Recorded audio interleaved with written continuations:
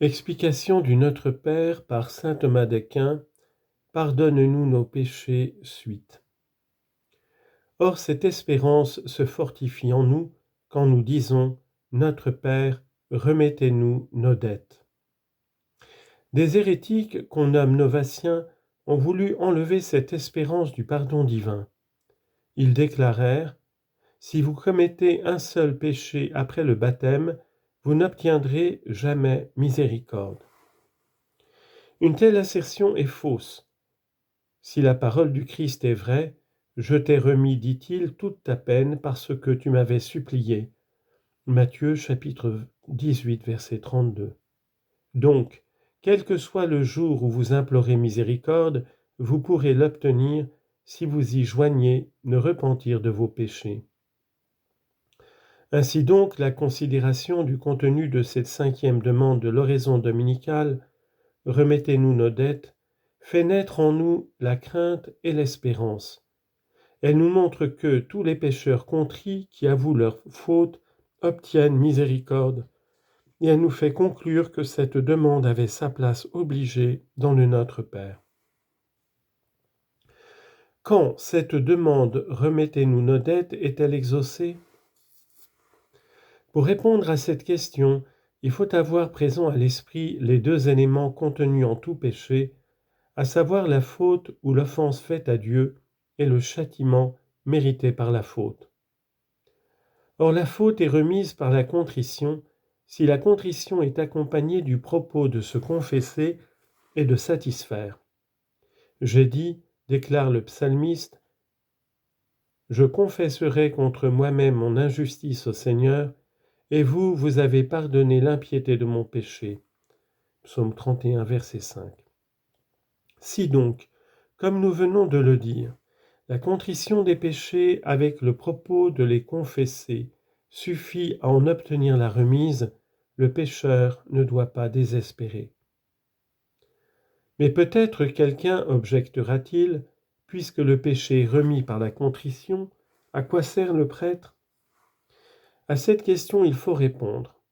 Dieu, par la contrition, remet la faute et change la peine éternelle en peine temporelle.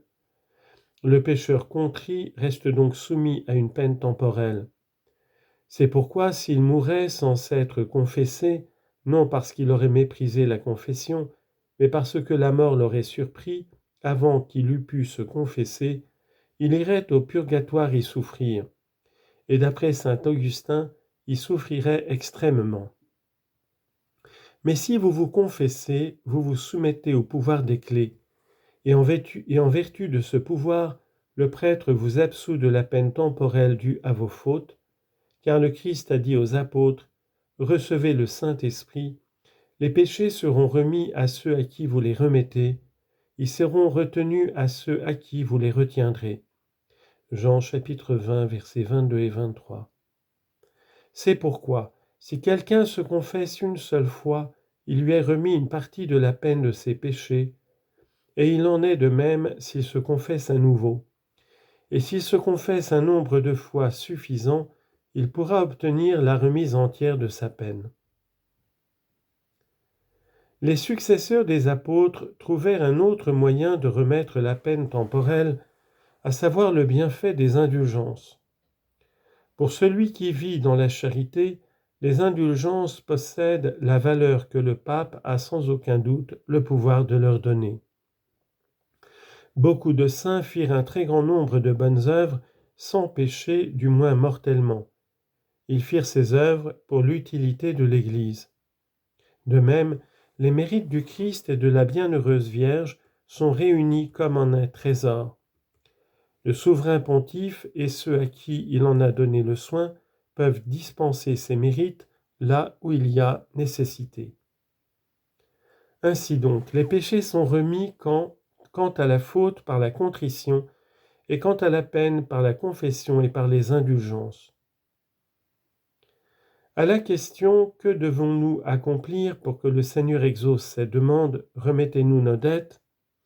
il faut répondre « Dieu requiert de notre part que nous pardonnions à notre prochain les offenses qu'il nous fait.